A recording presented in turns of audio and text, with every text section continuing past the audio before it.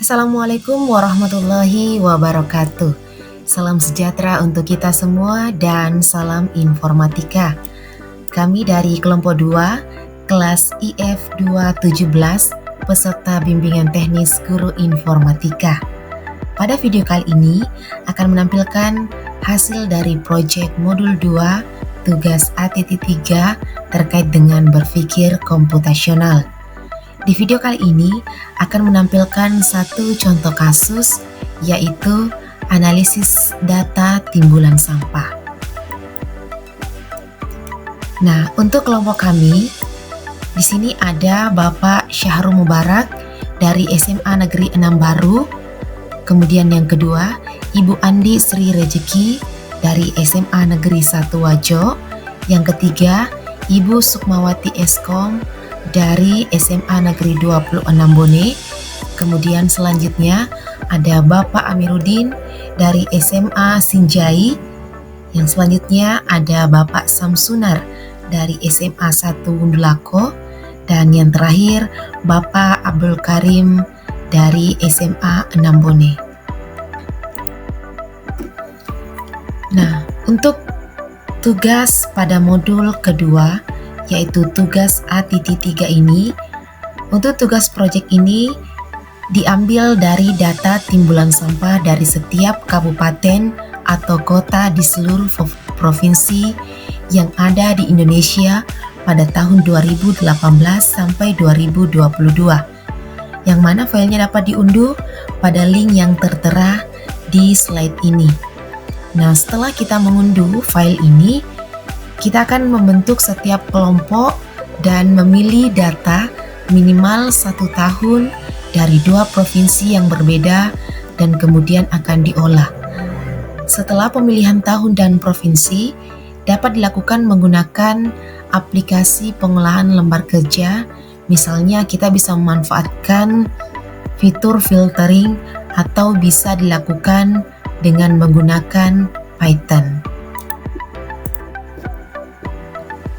Nah, pada data timbulan sampah ini, Kementerian Lingkungan Hidup meminta informasi sebagai berikut.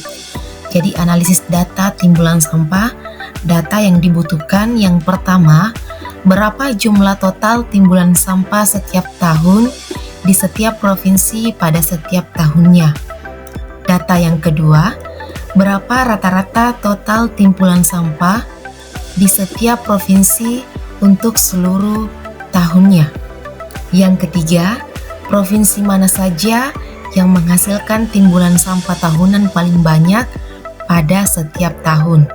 Yang keempat, provinsi mana saja yang menghasilkan timbulan sampah paling sedikit setiap tahun. Yang kelima, seperti apakah grafik jumlah total sampah tahunan di setiap provinsi dari tahun ke tahun.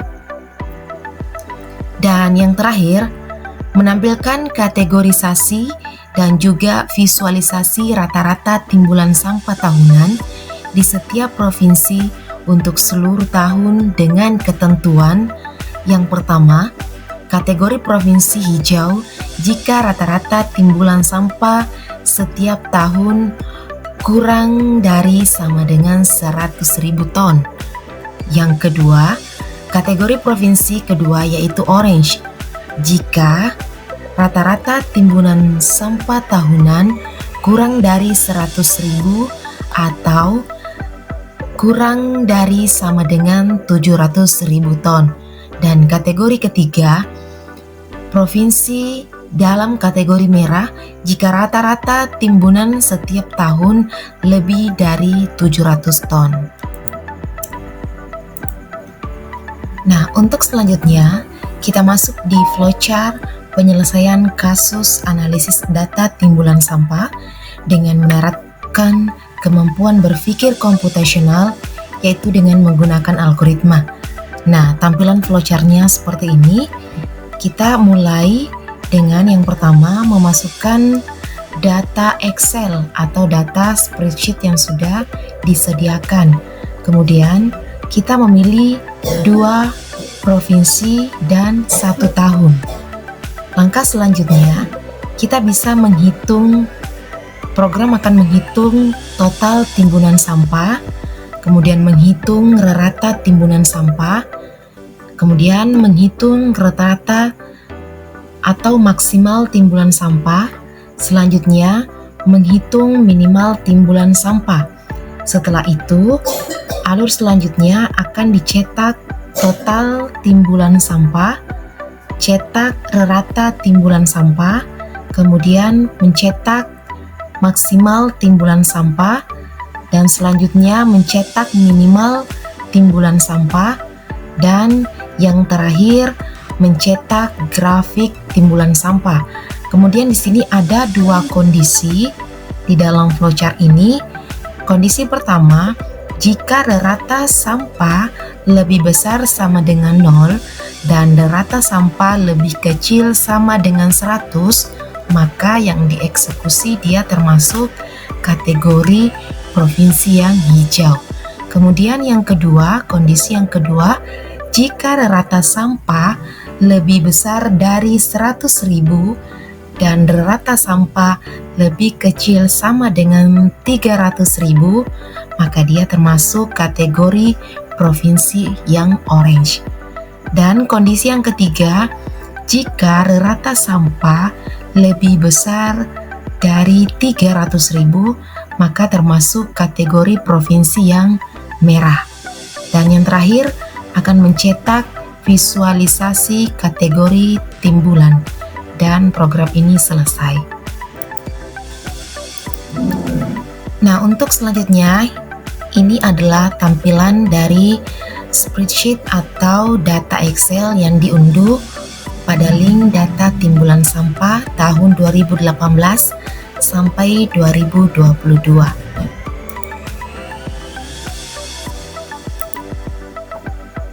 Baik, kita masuk di kode program analisis data timbulan sampah. Di sini kami menggunakan bahasa pemrograman Python. Nah, untuk penjelasan kode program ini, di bagian pertama atau langkah awal, kita mengimpor perpustakaan Pandas sebagai PD dan perpustakaan matplotlib.pyplot sebagai PLT. Kemudian memuat data dari file Excel yang bernama timbulan sampah.xlx ke dalam Pandas data frame yang biasa kita sebut data.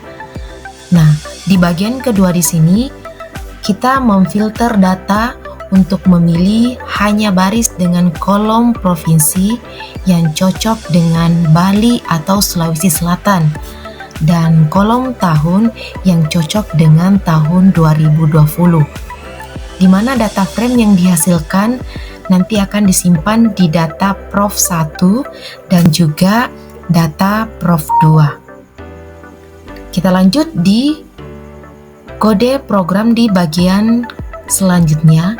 Di sini ada menghitung total sampah tiap provinsi.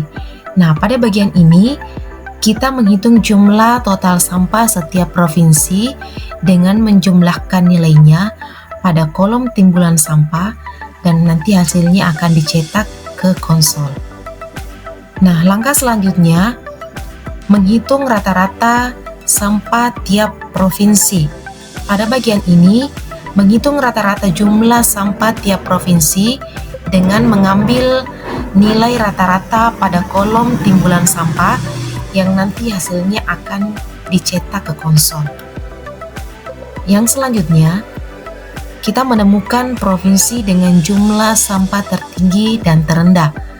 Nah, pada bagian kode program ini akan mencari provinsi dengan total sampah tertinggi dan juga terendah, dan kemudian akan mengelompokkan berdasarkan provinsi, kemudian menjumlah kolom timbulan sampah, kemudian mencari nilai maksimum dan minimum dengan menggunakan kode ID max dan ID xmin yang hasilnya nanti akan dicetak ke konsol. Nah, kita masuk di bagian selanjutnya, yaitu membuat plot data sampah tahunan untuk setiap provinsi. Nah, pada bagian ini, memplot data sampah tahunan untuk setiap provinsi itu menggunakan matplotlib. Data akan disaring untuk memilih hanya baris yang kolom provinsinya cocok dengan Bali atau Provinsi Sulawesi Selatan dan kolom tahunnya antara 2018 dan 2020. Kemudian data frames yang akan dihasilkan di kelompok ini berdasarkan tahun dan kolom timbulan sampah dijumlahkan. Dan plotnya disesuaikan dengan label, judul, dan juga legendanya. Nah, kita masuk di yang terakhir. Di sini ada mengkategorikan dan memvisualisasi rata-rata sampah tiap provinsi. Jadi pada kode program ini akan mengkategorikan rata-rata sampah tiap provinsi ke dalam 3 kategori, yaitu hijau kurang dari 100.000 ton, orange antara 100.000 sampai 300.000 ton, dan untuk kategori merah lebih dari 300 ton. Nah, kategori-kategori ini kemudian akan divisualisasikan menggunakan diagram batang dengan diagram yang berwarna yang sesuai dengan kategorinya. Nah, bagian ini nanti akan disesuaikan dengan label, judul, dan juga legendanya. Nah, untuk selanjutnya, ini adalah salah satu contoh output dari kode program analisis data timbulan sampah. Misalnya di sini, total timbulan sampah tahunan di Bali pada tahun 2020 yaitu 904.924 ton. Kemudian ada total timbulan sampah tahunan di Sulawesi Selatan pada tahun 2020 sebesar 1.123.807 ton. Nah, di sini akan menampilkan rata-rata timbulan sampah tahunan di Bali untuk seluruh tahun yaitu 1.131.115 ton. Kemudian rata-rata total timbulan sampah untuk di Sulawesi Selatan di seluruh tahun yaitu 70.237 ton. Nah, provinsi yang menghasilkan timbulan sampah tahunan paling sedikit atau paling banyak pada tahun 2020 yaitu Jawa Timur. Kemudian, provinsi yang menghasilkan timbulan sampah paling sedikit pada tahun 2020 yaitu Papua Pegunungan. Nah, ini adalah grafik total timbunan sampah tahunan di 2 provinsi yang terpilih, yaitu Bali dan juga Sulawesi Selatan, di mana Sulawesi Selatan di sini pada tahun 2019 sampai tahun 2022 memiliki peningkatan total timbunan sampah tahunan. Kemudian Bali juga dari tahun 2019 sampai tahun 2022 memiliki total timbulan sampah tahunan meningkat seperti itu. Dan kita masuk, ini adalah kategorisasi dan juga visualisasi data dari timbulan sampah tahunan di setiap provinsi.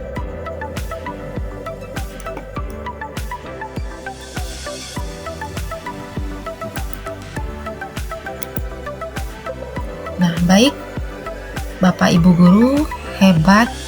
Demikian video kali ini. Terima kasih telah menyaksikan. Kami dari kelompok 2, peserta bimbingan teknis Guru Informatika tahun 2024, mengucapkan terima kasih. Terima kasih telah menonton video ini. Dan satu quotes untuk video ini, tidak hanya tentang menguasai teknologi, pembelajaran informatika adalah tentang mengembangkan kemampuan berpikir komputasional yang kritis dan kreatif yang membawa inovasi untuk mengubah dunia. Terima kasih dan salam informatika.